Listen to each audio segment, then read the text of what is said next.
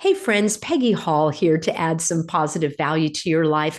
I want to help you if you're having difficulty resolving conflicts, whether this is with a loved one or maybe just a friend, an acquaintance, a coworker, a boss, a neighbor.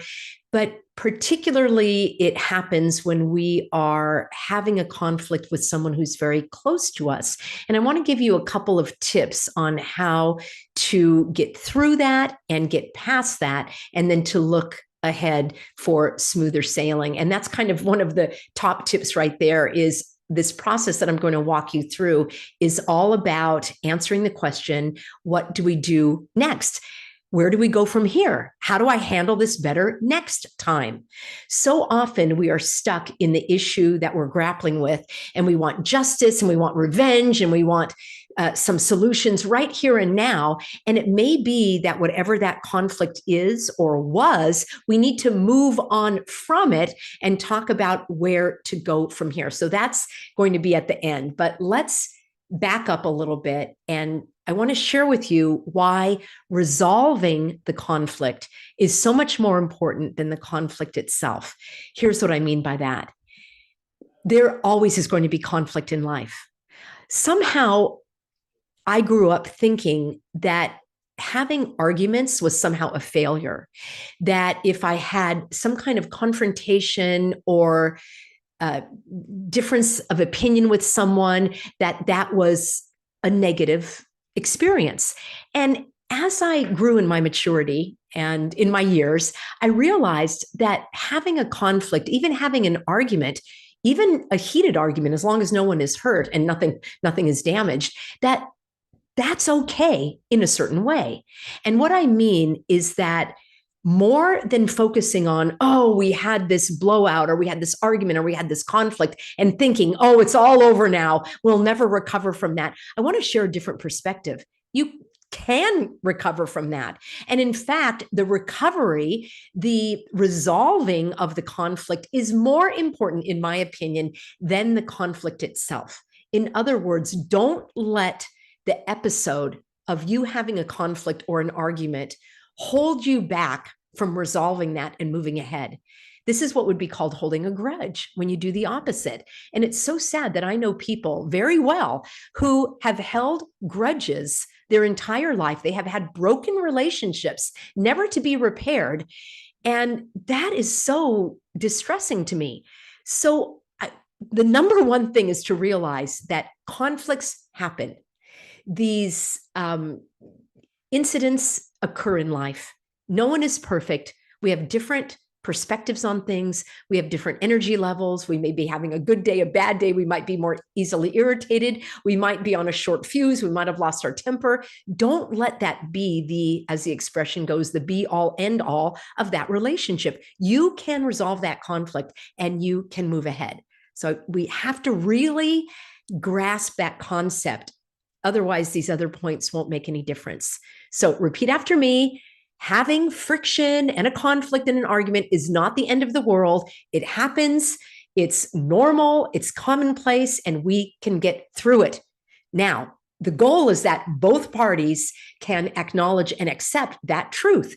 And once you have done that, and maybe even talk about that a little bit, then you can move out of that conflict and into the resolution stage. I'm just going to share with you a few tips that have worked for me personally, now that I'm no stranger to conflict. But this big change in my life, thinking that everything had to be perfect and every relationship had to be smooth and I could never be upset or no one else could be upset with me. That's just not realistic. So set that aside and let's dive into how to resolve these conflicts. All right. The number one thing I would say is when you are in the midst of the argument, the heated time, the circumstances, is literally take some time out. And that could be you simply saying, I need a few minutes to myself, or let's take a time out and let's pick this up in a little bit. And you literally need to change the energy. And that usually has to do with changing the physical setup. So you can leave the room. You can go outside. It might be perhaps you're in a car driving somewhere and you're having an argument. Maybe you can pull into a rest stop or gas station or something, or maybe just turn off the car. It's very probably dangerous to have these types of confrontations while someone's driving. So literally take time out. It could be 5 minutes, it could be 5 hours. Hopefully, it's not going to be 5 days. I do believe in resolving the conflicts promptly is better so that there's not a lot of time to stew, but there's enough time to actually think about it and let your emotions come back down, let some of the, high energy be resolved. So take time out. This is extremely important. Don't just leave the room, stomp out, slam the door. You're going to communicate with your person that you're having the conflict with, and you're going to say, let's just take a time out right now. They may want to continue arguing. And that's where, especially if your safety is involved, you would just get up and leave the room and go someplace else and say, let's pick this up in a 10 minutes or 30 minutes, whatever the case may be. Okay, the second thing is go for a walk, do some kind of activity. If you're not in a place where you can go for a walk, can you take a shower? Can you remove yourself, to the restroom or something? Do some jumping jacks, wash your hands. If you're at home, do the dishes. Do something to release some of that energy and those pent up emotions that run hot when we're having a conflict. That is going to help you think more clearly and listen better to the person with what they're trying to get across as well. So, number one, you're going to remove yourself from the situation for a timeout. Number two, do some kind of activity, even if you're just jogging in place, shaking your hands, splashing your face with water, maybe taking a shower, whatever you can do to change that energy, maybe even change your clothes. I find that extremely beneficial. Number three, what I also like to do is to gather my thoughts. When we're in the midst of a confrontation, we can say things maybe out of line, maybe bring up old confrontations that were never resolved. There could be all sorts of things that happen because the energy, the emotions are running high. So when you've had a chance to calm down a little bit, I hate it when people tell me to calm down. When you have a chance to regain your composure, how about that? Take out a pen, piece of paper, jot down your thoughts. What exactly is it that you would like to get across? And how can you do so in an empathetic, adult, mature way? That will actually help you get your points across, because you know how it goes when we're having arguments. The harder you fight, the worse it gets. When somebody is a little more composed and able to express themselves in an emotionally mature manner, generally speaking, we can move things ahead. All right. So while you're doing that and you're jotting some things down, consider, if you will, their point of view. Is there any truth in what they're saying? Do you have a role in this conflict that maybe you might be overlooking? Are they blowing it out of proportion? Have they misunderstood what you were trying to explain? Did they have a different interpretation? So think about where they're coming from and why they might be feeling hurt, offended, irritated, upset, angry. This actually is going to help you get your ideas across more effectively and compellingly and persuasively once you understand where they're coming from. This is admittedly difficult to do when you're in that red zone, that angry zone. That's why removing yourself from the situation, changing the energy, and jotting down your ideas, and then considering, all right, where are they coming from? How are they seeing this? It's giving you a dress rehearsal before you go back in for the resolution of this conflict. Now, let's talk about some of the specifics. You've done those things. You've considered their point of view. You jotted down your ideas. You've changed the energy. You took a break. You're feeling more composed. Then, and you may be the one that initiates this. That's kind of a little side tip. Don't just wait for the other person to come back and say, okay, I'm ready to talk about it, or I'm sorry I did that. You initiating it kind of gives you the upper hand, because you are taking the initiative. And that can actually give you a sense of confidence and empowerment in this next interaction. So you've agreed now that you want to move into the resolution. Number one thing is consider the timing. And there's a couple of things here about timing. Number one, the actual time of the day. if your loved one, let's say you've been home, your loved one just came in from work, like don't hit them with it the moment they walk in the door. Like, you know how that feels. And if you have just come home from work and your loved one says, okay, I'm ready to talk about it, you can say, let me get composed. I need a few minutes to decompress. Why don't we take a walk in 15 minutes? So consider the time of day. I personally try to avoid having these resolution and even the conflict. I really try to avoid doing that on the phone. I think in person is the best. Are there times when you can't be in person? Of course, that you might be working remotely and this is an issue with a coworker. But ideally, it is something that's not just going to be done over a text or over a phone call. If you're remote, maybe you're doing something on Zoom or even a FaceTime or something like that. But consider the time of day. Is it the first thing in the morning? Is that person going to have their mind concerned with everything they've got to get done that day? Are you catching them in between appointments? So think about a time for both of you when you actually have time. That's going to be different for everyone, but at least let that be a point of consideration. The second thing about time, and this is for me, has changed everything in my conflicts. My resolutions. And that is a time limit. And you will find it valuable to communicate that time limit. For example, sweetheart, let me know when you have 10 minutes because I'd like to discuss the oil change of the car. I'd like to discuss the conflict that we had. Now, that's a really mature opening. You're letting the person know that you're ready to talk. You're actually letting them choose the time, and you've put a time limit. Here's why it's so important. Number one, you're not going to drift down, ideally, all these other, past actions that you're going to dredge up about things that happen that are going to support your argument in your case. You don't have time for that. You only have 10 minutes. Number two, the fact that each of you know you only have 10 minutes is a relief. Some people don't want to have these discussions because they think they're going to go on forever and ever. And sometimes they do. My lovely husband, Pastor David, does a lot of counseling for individuals. And some of these counseling sessions do take place virtually. And, through the goodness of his heart, he lets them go on forever. I'm like, sweetie, it's actually more beneficial if you put a time limit. And that is something that I know that I've benefited from, especially in these very important discussions where you don't want the emotions to run. And the person knows, we're not going to be talking about this forever. I can give you 10 minutes.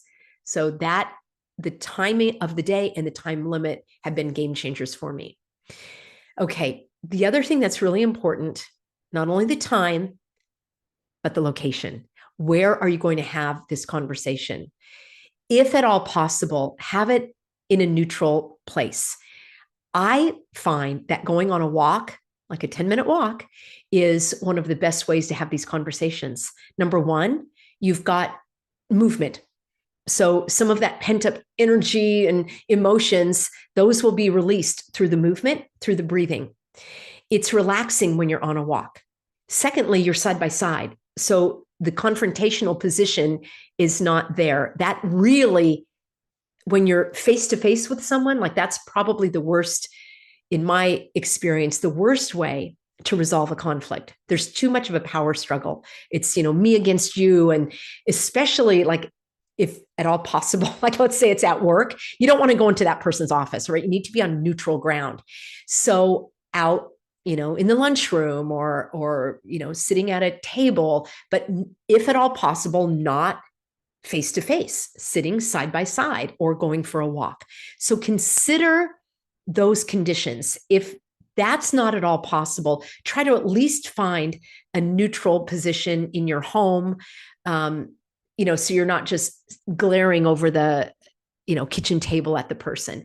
So that helps a lot in these conversations. Let's talk about the conversations. A good way of resolving the conflict is to also have, so you've got your 10-minute time limit. So maybe informally, you could say, Okay, I'd like to share my thoughts for 10 minutes or for 2 minutes, or why don't you share your thoughts for 2 minutes, roughly 2 minutes, and then that's enough time for me to take it in, and then I'll reflect back onto what you're saying, and then it will be my turn to talk for about 2 minutes. And then you can reflect back to make sure that I've got my message out. This is so beneficial. You've got the time limit. You've already explained to your partner, the person you're talking to, that you are going to be listening. You're going to be listening so carefully that you're going to reflect back exactly what they said so that you can ensure that there are no misunderstandings. And when you reflect back exactly what they said. So if they say, I'm very concerned about the time you're spending away from home, for example, then you reflect back. You're very concerned about the amount of time I'm spending away from home. You don't have to embellish it. You don't have to put your opinion on there. You just reflect back. The person may say, this is the third time this week that I've asked you to empty the dishwasher, in the morning, and it still hasn't been done. Maybe you're talking to your son or daughter. They're going to reflect back. Well, you've been asking me 3 times now this week to do this. So these are just simple examples off the top of my head. I don't even need to give you an example. You probably already have an idea in your own mind of a conflict that you would like to resolve. And friends, it is never too late to resolve these conflicts. So you may even want to write a letter to someone and say, I've been thinking about this last interaction that we had, and I was wondering if you would like to have a conversation about this, maybe a 10-minute conversation. I would love to hear your point of view, right? Open the door, let them know that you want to hear from them. That can be very, very compelling. All right. So you've found the time, you've limited the time. Each of you have an opportunity to speak, to be heard, to have the person reflect back. You can take care of any inconsistencies or misunderstandings in this manner within that time frame. Here is the most important part of all, and this is what I started the video with, and that is, this is all geared toward what do we do next. So this conversation is not so much about, this is what you did, and this is what I said, and this is no. Where do we go from here? Obviously, there was a conflict. So obviously something wasn't working. You've asked your child 3 times this week to empty the dishwasher before a certain time, and it hasn't happened. So what can you do differently? Where do we go from here? And if you can frame your conversation with that goal in mind, you can say, sweetie, my intention of our 10-minute conversation is to figure out where to go from here. How can we improve on our conversation, on our decision-making, on our thoughts, feelings, actions, so that we can move ahead in a more, amenable, loving, or compassionate way that's going to make sense for us. You can fill in the blank with the words that make sense for you. But the goal is not to rehash everything that was done, only enough so that you understand where the person is coming from. They understand where you're coming from. And then where do we go from here? And the final little bonus tip is to celebrate. Celebrate that you had the courage to, number one, acknowledge that conflicts are not the end all be all of a relationship. They're natural. It happens. People have different points of view. They have different goals. They have different rhythms. They have a different speed of living life. They have different ways of interacting with the world. Of course, there's going to be conflict. Don't let that hamstring you. Don't let that break these relationships. Have the courage and the confidence now to resolve these conflicts with the goal of, where do we go from here? Congratulate yourself for going through that process, and let me know how that turns out for you. I am always listening. Thanks